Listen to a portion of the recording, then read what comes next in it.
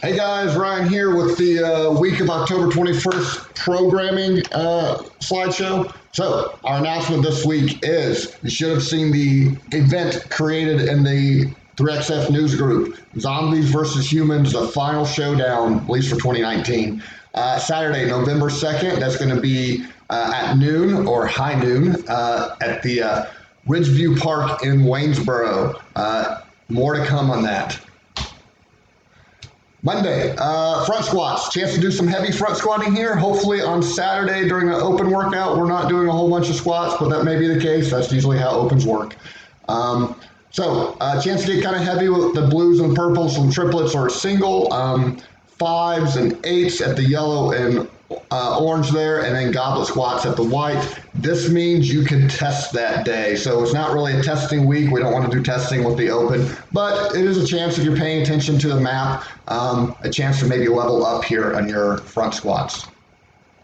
And then we'll do some more squatting, some volume with the Tabata setup here. So Tabata is 20 seconds of work, 10 seconds of rest for 8 rounds. In this case, we're doing mashups of couplets. So the first 8 rounds kind of alternate actually, so it's 16 rounds total between the two movements of squats and planks for a total of 8 minutes of work, and then 2 minutes of rest, and then kind of doing the same thing with kettlebell swings and hollow rocks, and those are going to be some heavy kettlebell swings there. Maybe a little heavier than you're used to, but you can make it through there since it's only 20 seconds of work, and you kind of get that plank and rest in between there. And then we've got lots of good extra credit that day, some stuff for the arms, and then working on some mobility. I know this is a stretch that I should be doing way more often, that seated straddle stretch. They're suggesting 8 minutes of that. That's a lot, but get some work in there with that because that's something we all need to be doing more of. Skills acceleration will be the power snatch, and that's going to be the true power snatch. I'll talk more about this when we get to Tuesday's workout because we're doing power snatch then, but we're going to spend some time talking about pulling from the floor. It's been a while since we've done that, so we're going to dig into that a little bit. All right, confidence workouts. This is a confidence month. On Monday, we're doing our confidence strength workout. That's the brutal 5 minutes of work before you get a rest, and it's only one round. So 5 minutes rowing, 5 minutes of bear crawl, 5 minutes of a rack and farmer's carry hold. That means you're alternating between that rack and that kettlebell at your side for 5 minutes, trying to keep it off the ground. And then going heavy, just like in CrossFit, on some front squats with the dumbbells. And then we'll cash it out with some crow practice. So Tuesday's CrossFit workout, power snatch. So we're going to talk about pulling from the floor. There's some technique involved with that. It doesn't just look like a deadlift, and we need to think about our acceleration of the bar as we're going through this, what's happening to our knees and our hips as we're going through this, how fast should they rise. So we're going to dig into that a little bit. Not everybody will be doing a power snatch from the floor. Some people will be sticking to the hang power snatch position. That's just fine. So once we teach that and you guys get introduced to those higher level concepts, you'll find the right option for you to practice on during the strength portion. And then we get to the workout. That technique of pulling from the floor, even if you're doing the power snatch of the orange, blue, or purple, is not going to matter as much because the weight's so light. The cycling through there may actually change the technique a little bit, and we'll kind of address that. But on this one, this is similar to 20.1, the open workout, maybe even worse. Expect your feet to cramp up on this one. No need to push the weight on this. We want an aggressive sequence and pace through this. So very much limiting the breaks, limiting the number of sets you have to do to make it through those power snatches, limiting the times you stop the jump rope, which means don't go up and wait on this one. If you're thinking, oh, that sounds light, stay at it and try to keep it moving here and try to keep it fast. And then lots of extra credit to cool down those shoulders and even work on the glutes a little bit. You've got a couple of options this week to work on kipping pull-ups, both Tuesdays, skills acceleration, and Wednesdays. Our commitment class that day, 10 efforts, 20 seconds work, 20 seconds rest, allows us to lift heavy with the suitcase deadlifts. powerful with the power skip. And the point of that is between the squatting and the leg work that we're going to do for the first half of this week, this is a chance to still work on the legs, but kind of limit the range of motion and work on power development and speed, as opposed to the full range of motion that would burn your legs out if you're doing multiple workouts at the beginning of this week, either in CrossFit or CBC. Rope slams, also thinking about power there, but we're getting to our 10s is going to make that very intense. Ring push-ups and ring planks, and coaches will talk to you how to find the right options for you there. Wednesday's workout, love these types of workout. 20-minute AMRAP, pull-ups, burpee box jumps, wall balls. You don't spend too long in any of these movements. They pretty much stay unbroken. Just try not to get burnt out too fast on those burpee box jumps so you don't lose your breath, and keep moving for 20 minutes. The volume is not horrible on the pull-ups, but the burpees and the wall balls are going to get, that volume is going to add up by the time you get done with your 20 minutes. And then we got a core finisher here, similar to the core finisher we had last week, but instead of giving you rounds, we're actually going to let you accumulate the reps and the time in these movements on your own, kind of tackling however you think you want to get all this work done.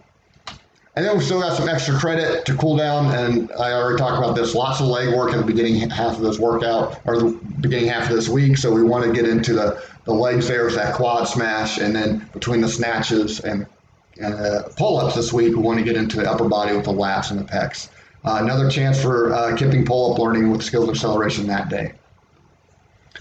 Excited about this hump day hit class as well. So an aerobic type of workout here, just like CrossFit, but you get to do it with a partner. Now what this is it's 2 rounds of 2 4-minute AMRAPs with couplets in there. So the first 4-minute AMRAP, ring rows and bike, you and your partner are doing. And basically, one person's doing ring rows while the other one is on the bike, and you're trying to get as much work done in as many ring rows and as far on the bike as you can get in those 4 minutes.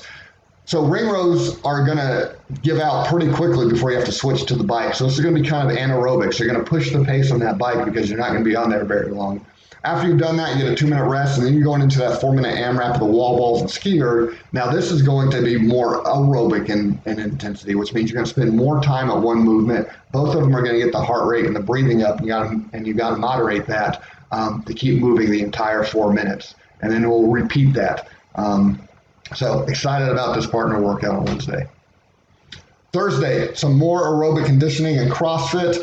Depending on how many people in class, you may be starting on the row or you may be starting on the run. But those kind of bookend these 2 other 4-minute AMRAPs where you're using weights, so alternating between dumbbell snatches and ab mat sit-ups, getting as many rounds in as you can in those 4 minutes. And the weighted box over is carrying that weight that you use for the dumbbell snatch back and forth over this box for 4 minutes, trying to get some work done there.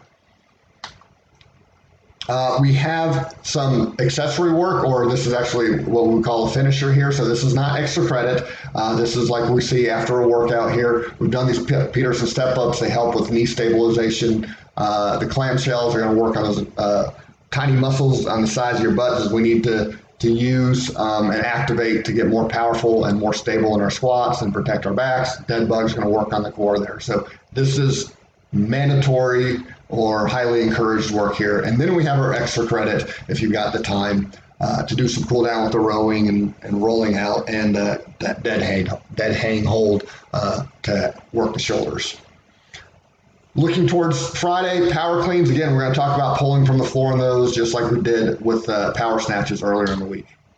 Before we get there, we've got our Thursday vitality workout. Dumbbell snatches and box jumps, kind of similar to what you're seeing in the CrossFit workout. Rowing is going to keep the aerobic intensity of this up. So I'm looking at this, and there's a lot of work that gets done between these first 3 movements. And you see the burn factor, 7, 8, 9 for those 3 fairly aerobic movements there. So you've got to tackle those with the right pace to be able to increase throughout the rounds. But we give you a break with the ab mat sit-ups and the Supermans to be able to accomplish that work and do that. So that's how you're going to approach that workout.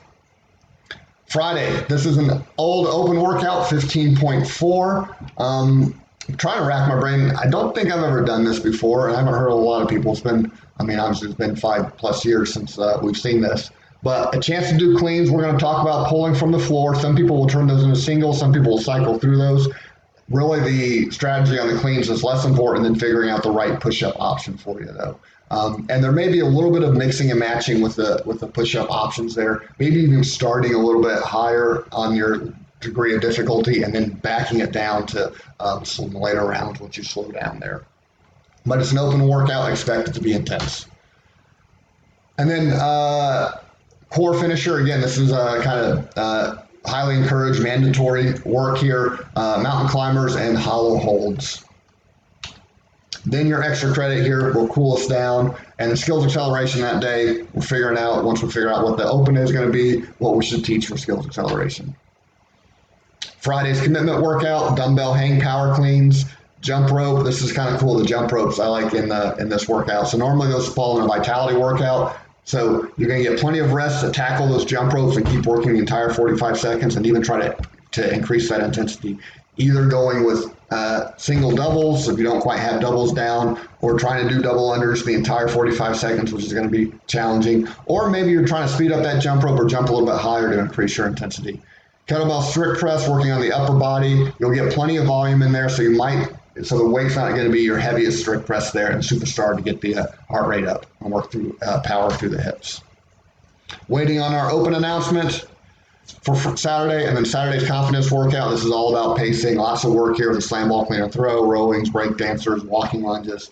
So you got to approach this to be able to have a consistent pace for all 3 rounds, for all 90 seconds of work of these 4 movements. See you guys this week.